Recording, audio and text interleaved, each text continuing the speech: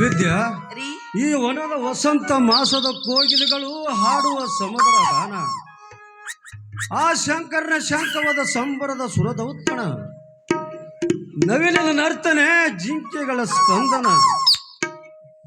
ಸ್ಪಂದನ ಕಂಡು ನಮ್ಮ ಎರಡೂ ಕಂಗಳಿಗೂ ನೋಡಲು ಸಾಲದಂತಾಗಿ ವನದ ಸೊಬಗಲ್ಲವೇ? ನಿಜ ಸ್ವಾಮಿ, ನಿಮ್ಮ ಮಾತು. ಈ ನಿಸರ್ಗ ಮಾನವ ಜೀವಿಯನ್ನ ಆಕರ್ಷಿಸುವ ಒಂದು ಸೂತ್ರವಾಗಿದೆ. ಪ್ರೇಮಿಗಳು ಬಯಸುವುದು ಹೂದೋಟವನ್ನ, ಕವಿಗಳು ಬಯಸುವುದು ಈ ನಿಸರ್ಗವನ್ನ. ಇಲ್ಲಿ ಕಾಲಿಟ್ಟ ತಾವು ಕಾಕಿ ಬಟ್ಟೆ ತೊಟ್ರು, ಕಾನೂನನ್ನ ಹಿಂಬಾಲಿಸಿದ್ರು, ನಿಮ್ಮ ಬಾಯಿಂದ ಸಾಹಿತ್ಯದ ಸುರಿಮಳೆಗಳು ಅದು ಎಷ್ಟೊಂದು ಅಚ್ಚುಕಟ್ಟಾಗಿ ಬರ್ತಾ ಇದ್ದೇವೆ ಗೊತ್ತೇನ್ರಿ? ನಿಜ ಹೇಳ್ಬೇಕಂದ್ರೆ ನಿಮ್ಮಂತ ಪತಿಯನ್ನ ಪಡಿಬೇಕಾದ್ರೆ ನಾನು ಪೂರ್ವ ಜನ್ಮದ ಪುಣ್ಯವೇ ಮಾಡಿರಬೇಕು. ವಿದ್ಯಾ, ಈ ಮಾನವ ಜೀವಿಗಳು ಈ ಭೂಮಿ ಮೇಲೆ ಹುಟ್ಟಿದ ಬಳಿಕ ತಮ್ಮ ಜನ್ಮ ಸ್ವಾರ್ಥಕ್ಕೆ ಮಾಡಿಕೊಳ್ಳುವುದು ಒಂದು ಕಾಲಾವಕಾಶವಿದೆ. ಪ್ರೀತಿಯಿಂದ ಒಬ್ಬರನ್ನೊಬ್ಬರು ಅರ್ಥ ಮಾಡಿಕೊಂಡಾಗ ಪ್ರೇಮ ಎಂಬ ಬೀಜ ಮೊಳಕೆ ಹೊಡೆಯುತ್ತದೆ. ಆ ಪ್ರೇಮ ಎಂಬ ಬೀಜವನ್ನು ನಾವು ಸ್ವಲ್ಪ ದಿವಸ ಮೈಗಂಟಿಸಿಕೊಂಡಾಗ ಮಮತೆ ಎಂಬ ಪಕಳೆ ಬಡಿದು ಮಗು ಎಂಬ ತೆನೆ ಬಿಡುತ್ತದೆ.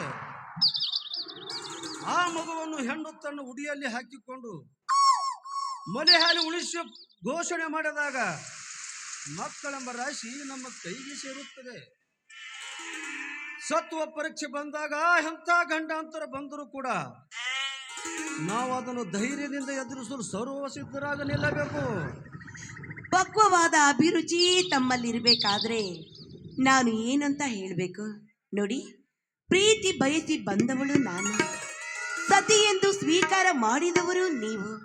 ನಮ್ಮಿಬ್ಬರ ಬಾಳಿನಲ್ಲಿ ಅದೆಂಥ ಬಿರುಗಾಳಿ ಬೀಸಿದ್ರು ಕೂಡ ನಾವಿಬ್ರು ಎಂದೆಂದಿಗೂ ಬೇರೆ ಆಗಲು ಸಾಧ್ಯವೇ ಇಲ್ಲ ರೀ. ವಿದ್ಯಾ, ಮಾನವನಿಗೆ ಎರಡು ಕಣ್ಣುಗಳಿದ್ದರೂ ಕೂಡ ಒಂದೊಂದು ಸಾರಿ ಸಂದರ್ಭಕ್ಕನುಗುಣವಾಗಿ ಆ ಕಣ್ಣುಗಳು ಕುರುಡಾಗಿ ವರ್ತಿಸುವುದು ಸಹಜ. ಆ ದೇವರು ಈ ದೇವನು ರೂಪಿಸಬೇಕಾದರೆ ಜ್ಞಾನದ ಕಣ್ಣು ಕೊಟ್ಟು ಕಳಿಸಿರುತ್ತಾರೆ.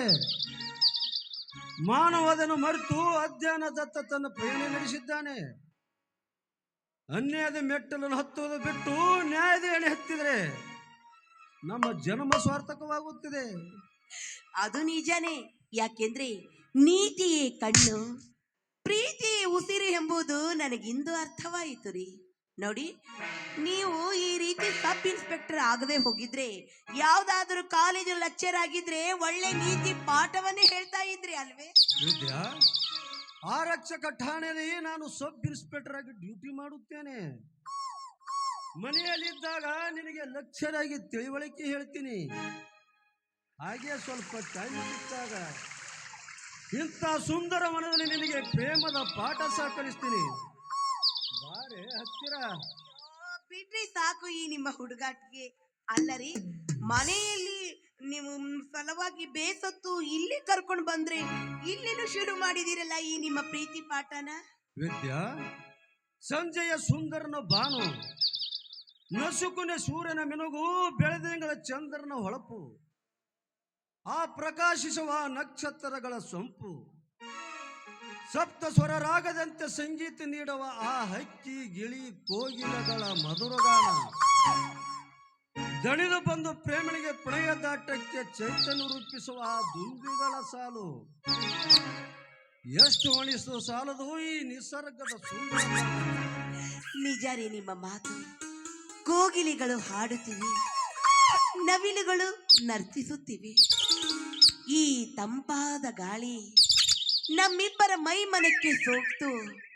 ಜೋಡಿ ಪಕ್ಷಿಗಳಂತೆ ನಾವಿಬ್ರು ಪ್ರಣಯಕ್ಕೆ ಒಯ್ಯಲು ಒತ್ತಾಯ ಪೂರ್ವಕವಾಗಿ ನಮ್ಮನ್ನ ಆಹ್ವಾನ ಮಾಡ್ತಾ ಇದ್ದಾವೆ.